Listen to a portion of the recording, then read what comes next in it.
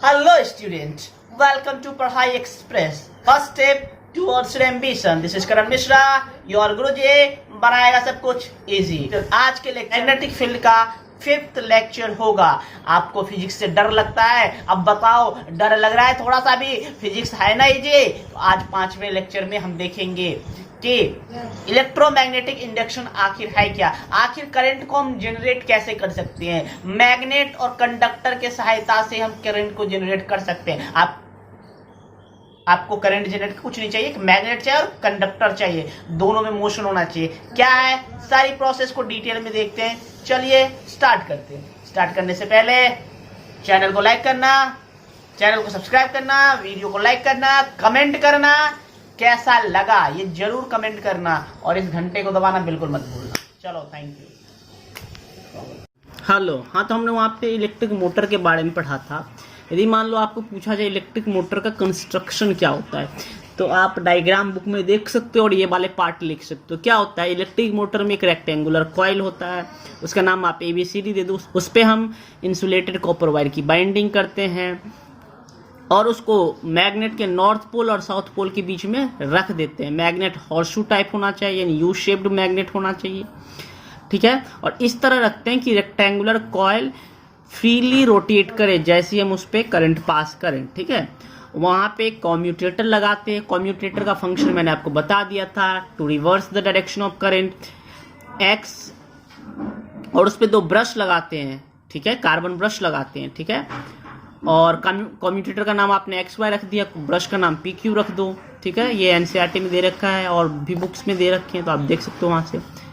Function of commutator क्या होता है, कम्यूटेटर का दूसरा नाम स्प्लिट रिंग होता है. स्प्लिट मतलब टूटा हुआ रिंग होता है. मैंने बताया था reverse the direction of current, ये आप यहाँ से लिख सकते हो, नोट डाउन कर सकते हो. The function of carbon brushes, carbon brushes का फंक्शन क्या होता है, वो जस्ट कॉन्टैक्ट में होता है किसके साथ, कम्यूटेटर के साथ. ठीक है, और सप्लाई ऑफ करंट को लगातार बनाए रखता है. ठीक है, करंट का सप्लाई कार्बन ब्रश से ही कम्यूटेटर में जाता है, फिर कम्यूटेटर तो जुड़ा होता है रेक्टेंगुलर कॉइल से, तो फिर उसमें जाता है.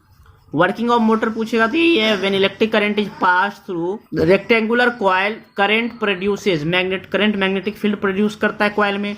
The magnetic field due to horseshoe type magnet interact with magnetic field the current coil and causes the coil rotate. और उसके कारण क्या होता है, कॉइल रोटेट करना कंटिन्यूसली, जैसे बताया था ऐसे होता है, मान लो तो ऐसे ऐसे ऐसे रोटेट करता रहता है हमेशा, और हर एक रोटेशन में वो 2 बार करंट का डायरेक्शन चेंज करता है. कैसे, देखो अभी मान लो इसमें करंट जा रहा है ऊपर की तरफ, तो हाफ रोटेशन जब इसका होता है तो एक बार करंट का डायरेक्शन चेंज हो गया. अभी यहाँ पे ऊपर जा रहा था तो इस साइड इसमें नीचे आएगा, फिर से ये एक रोटेशन लेगा, फिर से इसी पोजिशन में आ जाएगा, फिर से एक बार चेंज होगा. तो एक रोटेशन में करंट के डायरेक्शन 2 बार चेंज होते हैं, ये याद रखना. आधे रोटेशन में एक बार डायरेक्शन चेंज होता है, एक रोटेशन में 2 बार चेंज होता है. और करंट का डायरेक्शन चेंज क्यों होता है, ड्यू टू कम्यूटेटर. ठीक है, अब हम पढ़ेंगे इलेक्ट्रोमैग्नेटिक इंडक्शन. इलेक्ट्रोमैग्नेटिक इंडक्शन क्या होता है, देखो अभी तक हमने क्या पढ़ा था, जहां कहीं इलेक्ट्रिक करंट होता है वहां पे मैग्नेटिक फील्ड होता ही होता है. अब हम ये पढ़ेंगे, यदि तुम्हारे पास मैग्नेट है वहां पे अगर हम चाहें तो करंट जनरेट कर सकते हैं, प्रोड्यूस कर सकते हैं. ठीक है, इसको बोलते हैं इलेक्ट्रोमैग्नेटिक इंडक्शन. तो कैसे प्रोड्यूस कर सकते हैं वो हम पढ़ेंगे. तो पहले देखो, the production of electricity from the magnetism, magnet से जो इलेक्ट्रिसिटी प्रोड्यूस होती है इसको हम बोलते हैं EMI, शॉर्ट फॉर्म है. इलेक्ट्रोमैग्नेटिक इंडक्शन फुल फॉर्म है. तो the current which were produce, जो करंट प्रोड्यूस होता है मैग्नेटिक फील्ड से, उसको हम बोलते हैं इंड्यूस्ड करंट, इंड्यूस्ड, इसलिए इलेक्ट्रोमैग्नेटिक इंडक्शन बोलते हैं. और इस प्रोसेस को बोलते हैं, this process is use to generate electricity at the power station. हमारे पावर स्टेशन में जो इलेक्ट्रिसिटी बनती है वो इसी प्रोसेस से बनती है. जो घर में हमारे पास सप्लाई आता है वो ऐसे ही आता है. ठीक है, तो कैसे करंट इंड्यूस्ड होता है, तो इसके 2 मेथड है. When we move conductor in a magnetic field, जब हम कंडक्टर को मैग्नेटिक फील्ड में मूव करेंगे कंटिन्यूअसली तो उसमें करंट आएगा. या तो आप कंडक्टर को कंटिन्यूअसली मूव करो किसमें, मैग्नेटिक फील्ड के बीच में, या तो आप मैग्नेट को मूव करो कंडक्टर के अराउंड. दोनों में से किसी को भी मूव करोगे तो कंडक्टर में इलेक्ट्रिसिटी अपने आप पैदा होगी, जनरेट होगी, और इसी को हम बोलते हैं इलेक्ट्रोमैग्नेटिक इंडक्शन. करंट तब तक ही रहेगा उसमें जब तक वो मूवमेंट बनी रहेगी। जैसे ही मूवमेंट बंद हो जाएगा, ठीक है, तो करंट भी उसका जनरेशन भी बंद हो जाएगा। तो ये बात आपको समझ में आ गई होगी, करंट का जनरेशन कब तक होता है। ठीक है, ये समझ में आ गया आपको। तो देखते हैं एक एग्जाम्पल यदि हम ले तो कैसे लेंगे। मान लीजिए ये हमारा कोई मैग्नेट है, ठीक है, ये मान लो मैग्नेट का नॉर्थ पोल है और ये मैग्नेट का साउथ पोल है। ठीक है, यहाँ पे बैटरी कुछ नहीं है। ये मान लो हमारा एक वायर है, ये मान लो हमारा एक वायर है। अब देखो इसमें करंट पहले नहीं था, जैसे ही हम इसको ऐसे पकड़ के ऊपर नीचे करेंगे, ऐसे ऐसे करेंगे वायर को, तो वायर में करंट आएगा। जैसे मान लो, एक मिनट रुको, जैसे मान लो यहाँ पे एक वायर है इस मैग्नेट के बीच में। अब इस वायर में जब हम इसको ऊपर करेंगे नीचे करेंगे तो इसमें करंट आएगा। ऊपर करेंगे तो मान लो इस डायरेक्शन में करंट जा रहा है, ऊपर डायरेक्शन में, तो नीचे करेंगे तो इस डायरेक्शन में आएगा। दोनों में करंट का डायरेक्शन ऑपोजिट होगा। ऊपर जाते वक्त अलग डायरेक्शन होगा करंट का, नीचे आते वक्त अलग डायरेक्शन होगा। ठीक है, और ये जब तक मूवमेंट करेंगे तभी तक करंट रहेगा। जैसे हम मूवमेंट छोड़ देंगे, यहाँ पे छोड़ देंगे तो करंट फ्लो करना बंद हो जाएगा। चाहे हम यहाँ ला के छोड़ दें फिर भी करंट नहीं होगा। तो जब तक मूवमेंट होता रहेगा तभी तक करंट रहेगा। और जैसे मान लो यदि हम ऊपर करें, मान लो अभी इस पे हम ऊपर की तरफ फोर्स लगा रहे हैं, तो इसमें जो अभी करंट का डायरेक्शन होगा ऊपर की तरफ है। इसी को यदि हम दूसरा काम करें, यहाँ पे मैग्नेट रख दे, अब यदि हम इसको नीचे ले जाएं तो इसमें नीचे की डायरेक्शन में करंट होगा। ठीक है, समझ में आ रहा है। तो ये दोनों में अलग अलग डायरेक्शन में करंट हो सकता है। ठीक है, और कैसे पता चलेगा करंट है कि ना, हम यहाँ पे गैल्वेनोमीटर लगा देंगे। गैल्वेनोमीटर का फंक्शन क्या है? To detect the presence of current. यदि गैल्वेनोमीटर का निडल हिला तो इसका मतलब इसमें करंट है। हम यहाँ पे गैल्वेनोमीटर लगा देंगे, गैल्वेनोमीटर में देखेंगे जो करंट है। तो कब तक करंट होगा? जब तक ये मूवमेंट शो करता रहेगा। जैसे ये रुक जाएगा इसमें करंट भी रुक जाएगा। तो ये तो वह हम कंडक्टर को मूव कर रहे हैं अराउंड द मैग्नेट। एक काम हम और भी कर सकते हैं, मैग्नेट को ही मूव कर सकते हैं अराउंड द करंट। जैसे मान लो ये हमारा कॉइल है, इस कॉइल को हमने ऐसे कर दिया, यहाँ पे गैल्वेनोमीटर लगा दिया, ये गैल्वेनोमीटर की निडल है और इसको हमने कनेक्ट कर दिया। अब एक बार मैग्नेट यहाँ पे है तो कोई मूवमेंट नहीं हो रही यहाँ पे। जैसे ही तुम बार मैग्नेट को आप इधर लाओगे, जैसे ही बार मैग्नेट को इधर लाओगे ये मूव करेगा। ये ऐसे था ना, ये मूवमेंट इसमें शो होगी। मान लो ये इस तरफ मूव करा, ठीक है, और ये आपका, और ये यहाँ तक आ गया। ठीक है, तो ये आपका रहा बार मैग्नेट। ठीक है, तो ये इधर मूवमेंट शो करी। अब क्या करा आपने, जाके बार मैग्नेट इसके बीच में रख दिया तो कोई करंट नहीं होगा। मूवमेंट जब तक होगी तभी तक करंट शो करेगा। जैसे ही मूवमेंट बंद हो जाएगा तो करंट नहीं। मान लो इसके बीच में ही बार मैग्नेट आपने क्यों ना रख दिया हो, कोई करंट नहीं दिखेगा। फिर जब इसको आप निकालोगे तब करंट आएगा। जब इसको आप निकालोगे तब करंट आएगा। ठीक है, तब उल्टा डायरेक्शन में आएगा। जैसे मान लो इसको निकाल के इधर कर दिया हमने, ये निकाला इधर, तो मूवमेंट जब तक होता रहेगा तब तक करंट है। जैसे मूवमेंट रोक दोगे करंट भी रुक जाएगा। समझ में आ रहा है। और जब अंदर ले जाएंगे तो अलग डायरेक्शन में करंट, जब बाहर निकालेंगे तो अलग डायरेक्शन में करंट। तो ये बात होती है। तो हम चाहें तो मैग्नेट को भी मूव कर सकते हैं अराउंड द कंडक्टर, या कंडक्टर को मूव कर सकते हैं अराउंड द मैग्नेट। तो किसी भी केस में हमेशा करंट पैदा होगा। तो for increasing the current, increasing यदि करना है, for inducing current there must be a movement, एक मूवमेंट जरूरी है बिटवीन मैग्नेट एंड कंडक्टर। दोनों के बीच में मूवमेंट रहती है तभी तक करंट होगा, अदरवाइज करंट नहीं होता है। A generator uses the movement of rectangular coil of wire between the poles of horseshoe magnet। तो जनरेटर जो होता है वो हॉर्सशू मैग्नेट के बीच में रेक्टेंगुलर कॉइल से मूवमेंट होता है, उसी के कारण जनरेटर से इलेक्ट्रिसिटी प्रोड्यूस होती है। If the wire is fixed but magnet is moved, the current is induced। या तो वायर फिक्स कर दो, मैग्नेट को मूव करो, या तो मैग्नेट को फिक्स कर दो, वायर को मूव करो। कैसे भी करोगे करंट प्रोड्यूस होगा ही होगा।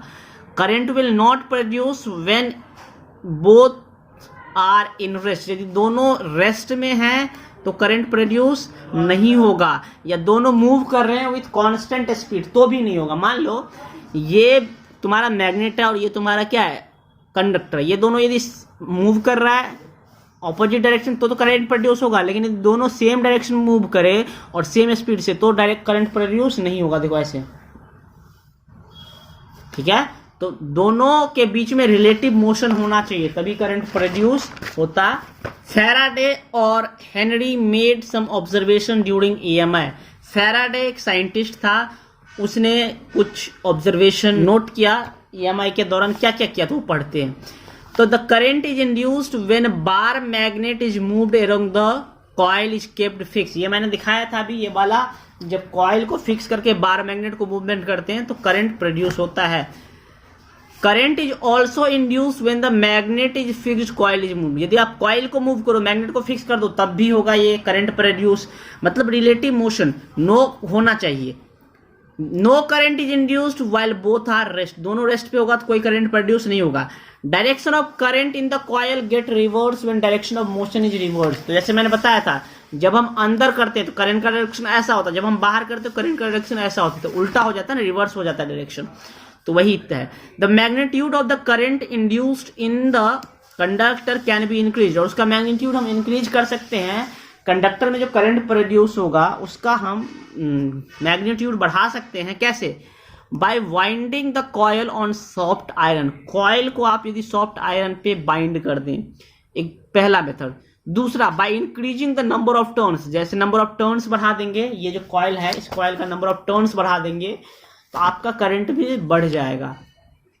By increasing the strength of magnet. Magnet की स्ट्रेंथ यदि आप बढ़ा देंगे तो भी। चौथा होता है आपका by increasing the speed of rotation of coil. Rotation of coil को यदि आप बढ़ा देंगे तो हो सकता है। रोटेशन ऑफ कॉइल मतलब यदि मान लो आप दो मैग्नेट है, मान लो ये मैग्नेट है, मैग्नेट के बीच में आप मूवमेंट करवा रहे हो, मान लो रेक्टेंगल कॉइल, तो इसके स्पीड के रोटेशन को बढ़ा दोगे तो करंट भी बढ़ जाएगा। फ्लेमिंग राइट हैंड रूल क्या था? फ्लेमिंग राइट हैंड रूल जो था वो था इंड्यूस्ड करंट के लिए। किसके लिए था? इंड्यूस्ड करंट के लिए। According to Fleming right hand rule, Fleming ने बोला था, इस बार देखो फ्लेमिंग लेफ्ट हैंड रूल किसके लिए था?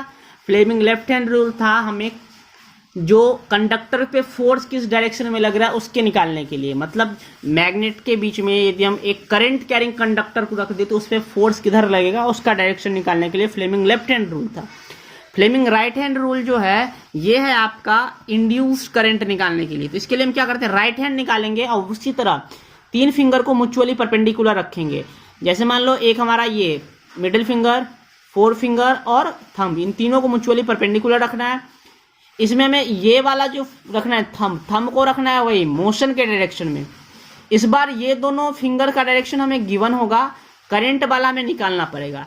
तो डायरेक्शन वही है, ये करंट के लिए, ये मैग्नेटिक फील्ड के लिए, ये मोशन के लिए। तो इस बार हमें मोशन का डायरेक्शन गिवन होगा, जो फोर्स किधर लग रहा है उसका डायरेक्शन गिवन होगा और मैग्नेटिक फील्ड का डायरेक्शन गिवन होगा।